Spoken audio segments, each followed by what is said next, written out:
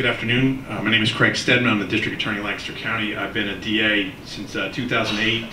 Prior to that, I started out as an assistant DA, did that for about 17, 18 years, both appellate practice and trial practice, prosecuted retail theft of a hamburger to the death penalty cases, just all the gamut of what I've seen. I also was a special assistant United States Attorney here in Philadelphia a few years ago. I've got roots across Pennsylvania. I was born in Lawrence County, raised in Bucks County. Of course, I practice in central Pennsylvania. I'm a veteran, United States Army. I joined because my father, my grandfathers had joined, but also I truly believe in the principles of our country. And at the core of that is that we need fair and equal justice for everybody. And where there's law, there is freedom, and I actually believe in that. I've dedicated my career to public service, and I want to bring my experience and my values to Superior Court. I also am honored and humbled to get the highest recommendation from the Pennsylvania Bar Association, and thank you for having me. So as district attorney, we're sort of the emergency room of the legal practice, and we are used to high volume, fast pace, and we have to get it right. You only get it, the consequences are so important. We have to get it right the first time and do it for the right reason. What I tell my new assistants is I demand a few things from them. Never get outworked, because you can control that. Never compromise your ethics, and always treat everybody as if they're a member of your family, because they're somebody's family member. And I think we've heard that from some of the people in the panel about how important it is to see the impact of the justice system on the individuals that are in the system, and it's greater than all of us. And that's important to me. I think the Army also training, we're interested in solutions, not blame. You look for the situation, you analyze it, and you come up with the best solution. I mean, I wouldn't say exactly what I'd do if I got on the court. Other than the first thing I do is talk to all the judges that are on there, talk to the president judge, and see what's the best way of doing it, because there's a lot of wisdom on there. But you have to lead by example, and I think I've demonstrated record for that. Working together, all parts of the system, we were able to take our caseload from cases over a year or more from 28% down to 6%, and that's because for collaboration, and you have to have the ability to delegate and work together for a common goal. Thank you very much. Thanks. I don't think there's any question that the Commonwealth versus Wolf and Hopkins cases dealing with mandatory minimums have had the greatest impact on our state. Let me tell you what the impact is. The impact is child rapists used to get 10 years in jail. That's what we could go with. Now they're getting about half that, 5-6 years.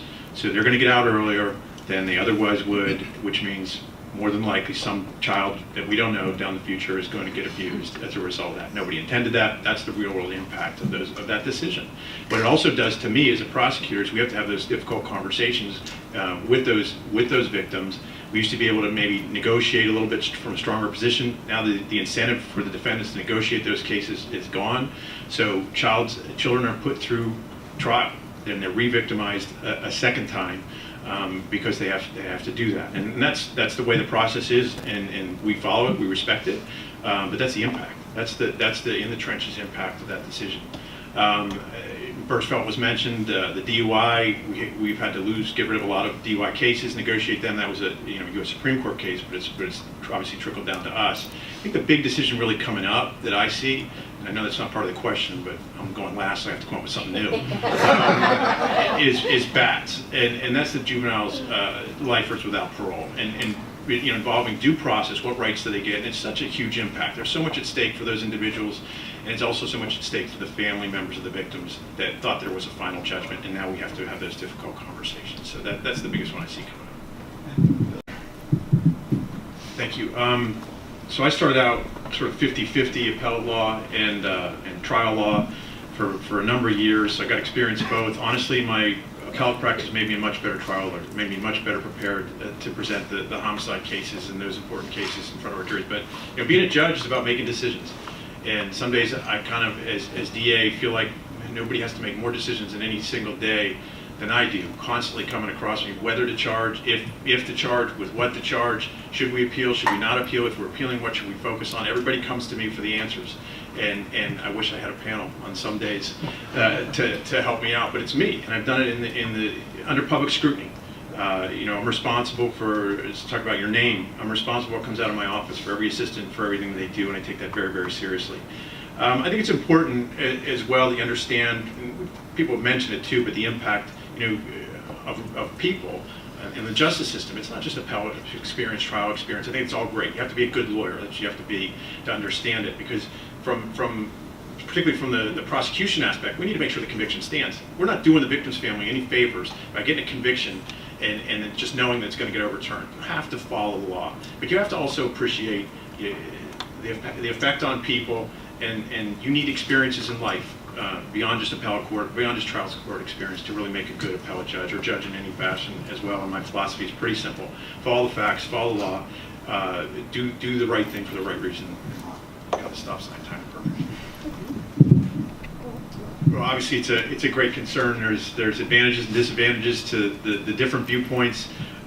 This is the way it is, and we have to deal with the way it is. I know Representative Cutler from Lancaster County has an interesting proposal.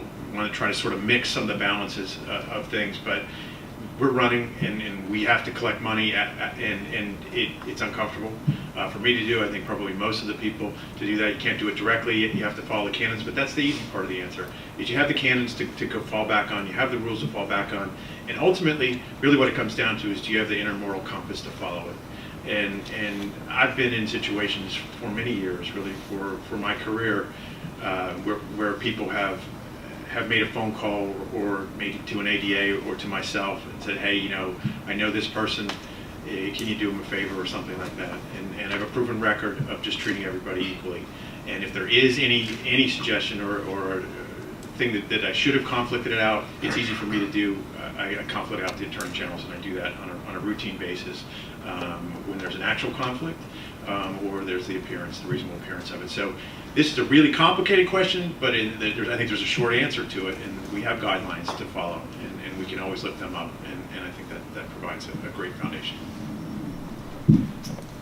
The most recent thing for me was I had to sit down with the individual's family who had been killed by a police officer shooting, and I was fortunate that I have a strong relationship with our NAACP chapter, and they actually sat in the meeting with me. We've been meeting with them for years. We've had open forums on issues. These are big issues facing our country. For me, I see it, and it was never an issue for me personally. And one of the things that I always think about is the military service. And we all bleed the same color. We're all Americans. We're not white, black, yellow. We're Americans. And you have to remember that. And I can tell you just my experience. The media calls me, they want to know the age of somebody, the gender, the race. I actually tell them most of the time, I don't even know, because I didn't ask. It's not important to me. It's the person that shot somebody, it's the person that got shot. That stuff comes up later. And I think, we have to be mindful of that as we go forward.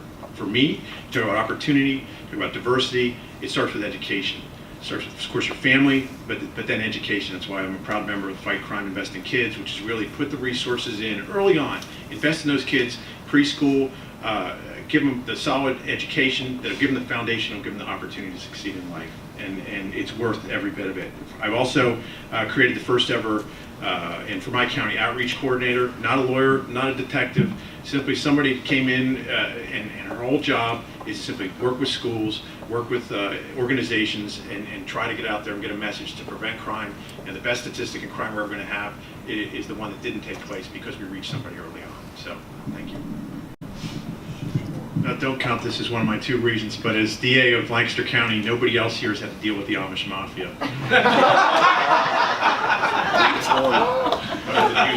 So, one of the things, I haven't really thought about running for judge, but one of the things I looked at, and I didn't even know it, was most of the cases of the Superior Court are criminal. We got 15 judges there, not one is an elected DA. And yet the bulk of the cases are there. And I think that there's a place at the table for that kind of a background, looking at, since that's mostly what they do. As I said, I was honored and humbled to get the recommendation, the highest recommendation from the Pennsylvania Bar Association, and what they noted for me was my commitment to fairness. I have a proven record for that, for the defendants' rights, and for fighting for the victims and the police as well. And I've demonstrated it in like I said, the crucible of public scrutiny. Run out of time, so I'm running out of things to say. I have like a million things to say, but I guess I'll just focus on, again, what I said. My core message is doing the right thing for the right reason and making Pennsylvania better.